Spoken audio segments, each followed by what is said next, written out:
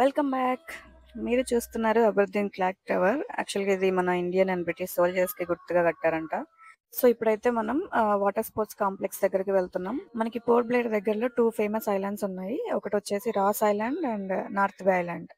So వాటికి వెళ్ళడానికి మనం ప్యాకేజ్ బుక్ చేసుకోవడానికి ఇక్కడ వాటర్ స్పోర్ట్స్ కాంప్లెక్స్ దగ్గరికి వెళ్తున్నాం.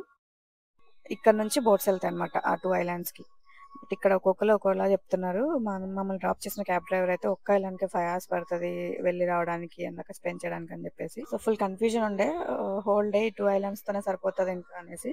బట్ ఏంటంటే నార్త్ బే ఐలాండ్ లో it's famous for water activities. మనం ఏమైనా వాటర్ యాక్టివిటీస్ చేయాలనుకుంటే అక్కడికి వెళ్ళాలి, లేదంటే స్కిప్ చేయొచ్చు యాక్చువల్గా. కానీ వీళ్ళు మనల్ని వదలరు అనమాట. మనం ఓకే అనే వరకు ఏదో చెప్తానే ఉంటారు.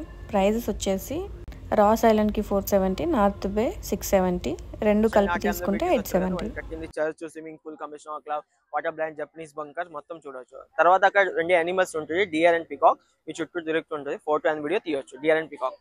సరేనా? మీరు ఇప్పుడు నేతాజీ సుభాష్ చంద్రబోస్ అంటారు ఈ ఐలాండ్ ఇప్పుడు.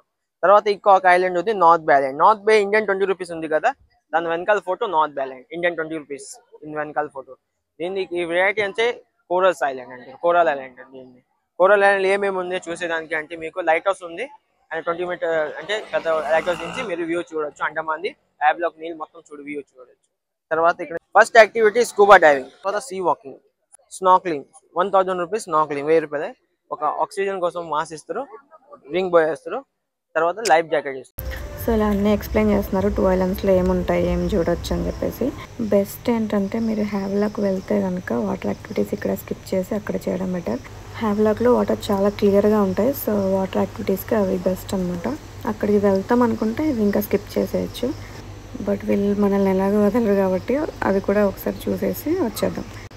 యాక్చువల్గా అయితే రాస్ ఐలాండ్కి 1.5 hours, నార్త్ బేకి 2.5 hours అండ్ జర్నీ ఒక 1.5 hours పడుతుంది.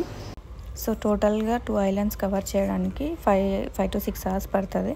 మేము అక్కడికి రీచ్ అయ్యేసరికి 12 అయింది. And same day silver jail కూడా కవర్ చేద్దాం అనుకున్నాము. బట్ జైల్ ఎంట్రీ వచ్చేసి 4 o'clockకి క్లోజ్ చేసేస్తారు. సో తర్వాత ఎలో చేయరు. ఇంకా ఆ లోపు మేము మళ్ళీ పోర్ట్ బ్లేర్కి రిటర్న్ అవ్వాలి అంటే వీళ్ళు ఇంకెలాగో వాటర్ యాక్టివిటీస్ చేసేలా కనిపించట్లేదు అని చెప్పేసి తీసుకొస్తాంలే అన్నారు వాళ్ళు కూడా. అందుకని ఇంకా స్టార్ట్ అయిపోయాం రాస్ ఐలాండ్కి. That you can see in my next videos. Thank you for watching.